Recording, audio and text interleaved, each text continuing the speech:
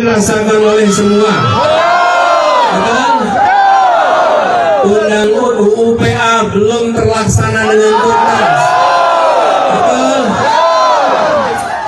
Karena dan apalagi kita punya desentralisasi, tapi cuma di atas kertas. Kita kembalikan bahwa rakyat Aceh punya kemampuan dan bisa menjalankan desentralisasi itu. Karena itu kita merasa penting untuk nantinya ada badan khusus untuk percepatan pembangunan di Aceh.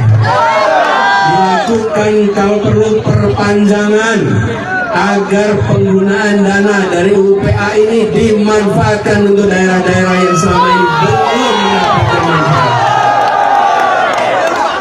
Setuju? Baik sekalian.